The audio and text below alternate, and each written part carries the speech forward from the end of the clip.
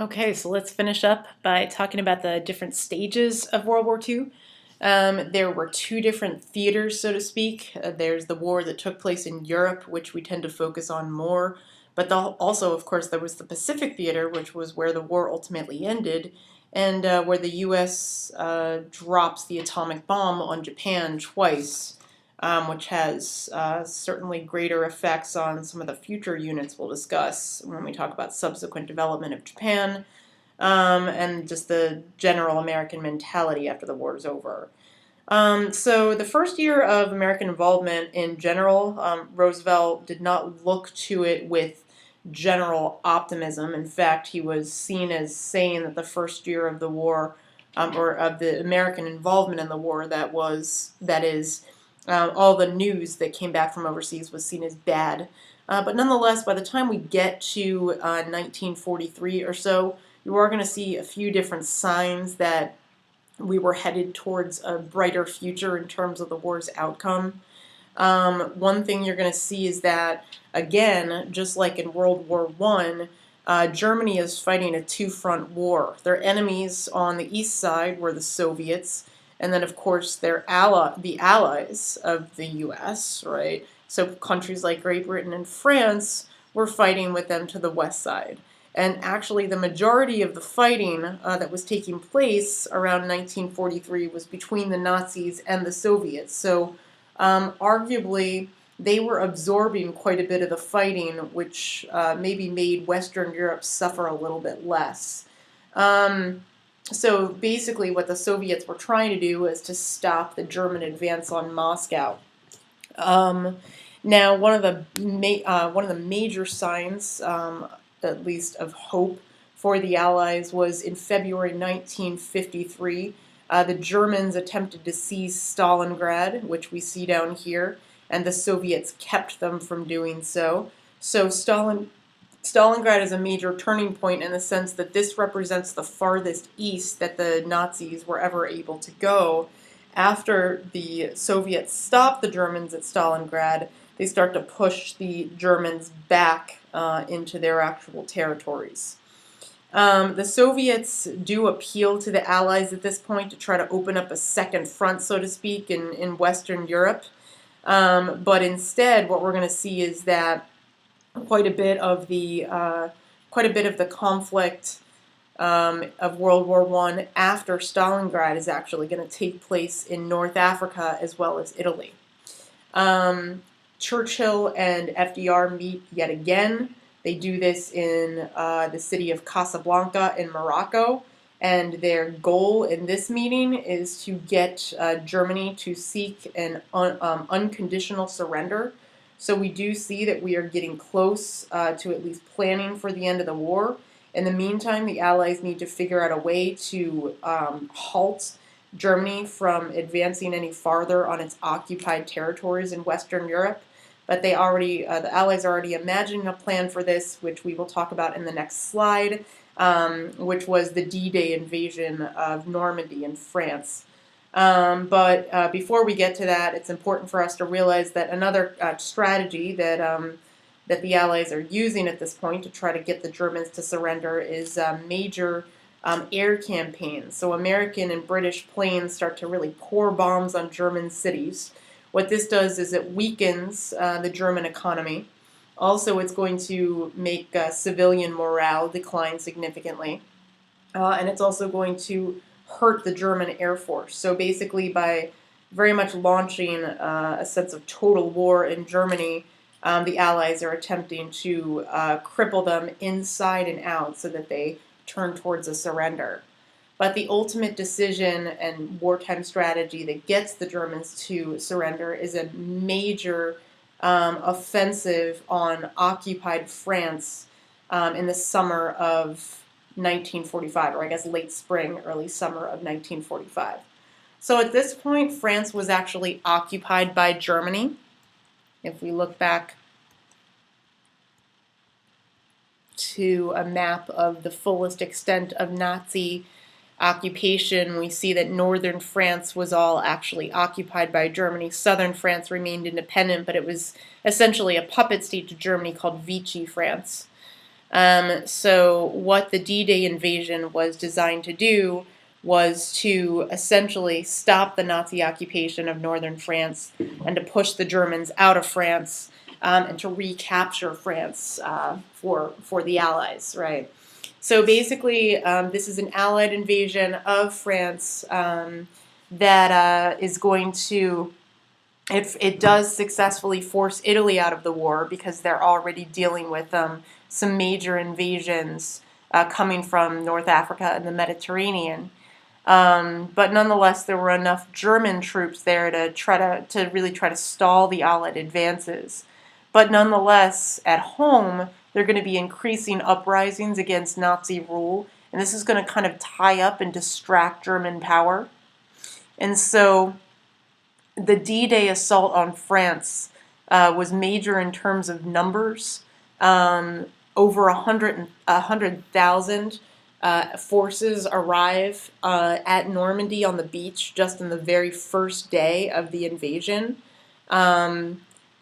The casualties are going to be massive, but nonetheless, because of these huge numbers, the Allies not only are able to land on the beaches of France, but by the 1st of July, they land in Paris, or by the end of August. It's July 1st that D-Day starts. It's August 25th that Paris was taken by the Allies away from Germany. And then by the end of the summer, you're going to see that France and other Nazi-occupied territories are going to fall, and Allied units continue to overrun the Germans. The last hurrah of the Germans was the Battle of the Bulge, which very temporarily halts the Allied advance.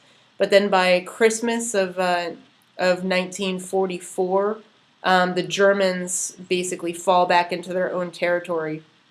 And that May, the Germans surrender unconditionally. So by May of 1845, we're going to see that the European front of the war has ended. So now all we have to do is deal with the Pacific front. So in terms of the Pacific theater, the Allies had already successfully stopped Japanese advancements in terms of their imperialist aspirations by June of 1942. So now their goal was, again, to try to get the Japanese emperor to issue an unconditional surrender. The major Allied strategy in the Pacific was something called island hopping, which was basically where the Allied forces tried to bypass heavily fortified areas in Japan and instead focus on the limited Allied resources on strategically important islands that were not very well defended but still on the main route to Japan. So all these little tiny islands were islands that didn't have a significant military base, but still were located on the route between the Hawaiian Islands and Japan. So basically, as the Allied forces launched campaigns in these different islands, they would be able to secure more geographic connections to Japan itself. What we will see is that the island hopping strategy does get U.S. forces much closer to the Japanese home islands. There are going to be major victories in the Philippines, Iwo Jima, and Okinawa, and that's going to get the Allies close enough to Japan itself that they start to bomb Japanese cities. But nonetheless, they still can't get the emperor to surrender, so they're really trying to push for surrender, partly because there are many prisoners of war in Japanese camps, and Britain and France in particular don't want to have any more of their prisoners of war die. If they get Japan to surrender, they presumably will get all these prisoners of war released. So that's one of the major reasons why they're really trying to get the war to end quickly. Nonetheless, it is not over yet.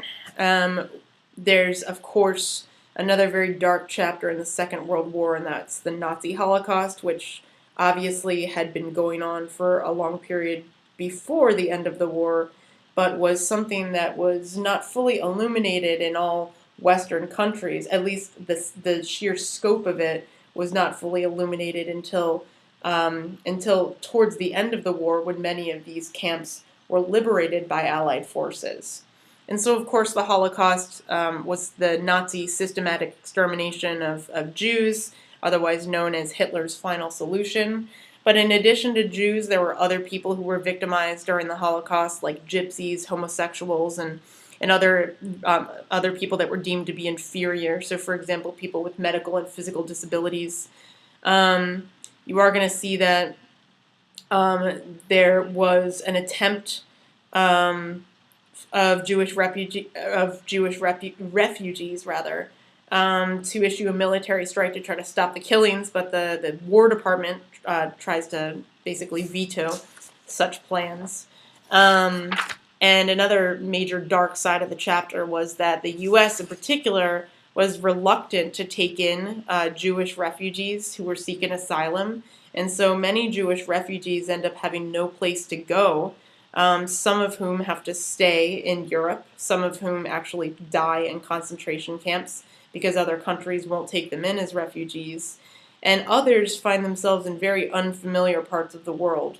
Interestingly, one of the areas that welcomed many Jewish refugees, particularly the ones from Russia, was none other than Shanghai, China.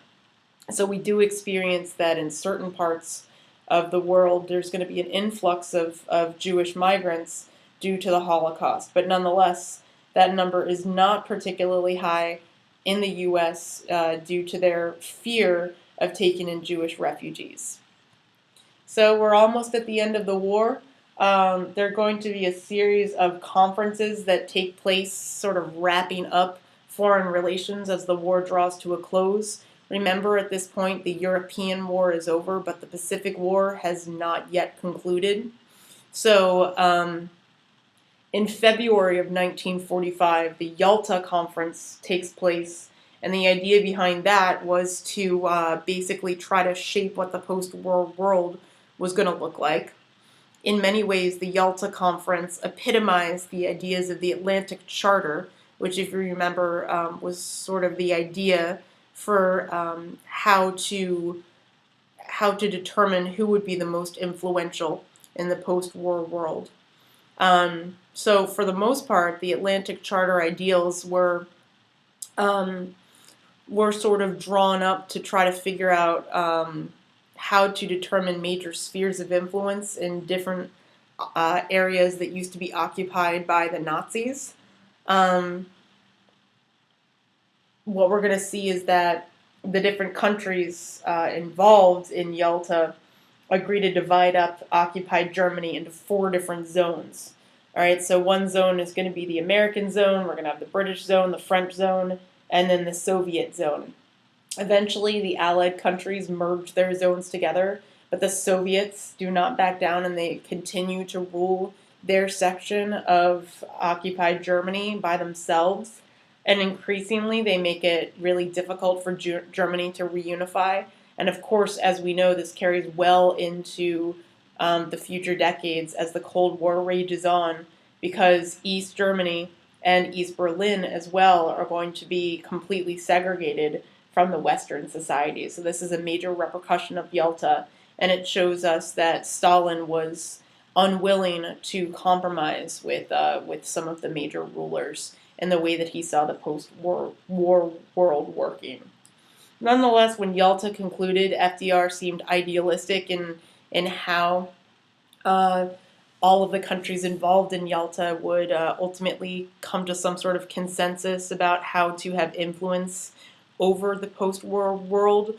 But nonetheless, FDR dies in April of 1945, and his vice president, who will be sworn in, Harry Truman, was arguably less charismatic and tried to really institute a get-tough policy with the Soviet Union. And so in the Potsdam Conference, which took place later in the summer of 1945, we're going to see that that this shows Truman's aggression in many ways in a stark contrast to FDR's willingness to compromise. So the goal of the Potsdam Conference was similar to Yalta. The idea was to try to establish peace, post-war order, and to counter the effect of wars. But nonetheless, what we're going to see is that another major item that's on Truman's mind is what to do about the Pacific arena that is still at war and still losing prisoners of war by the day.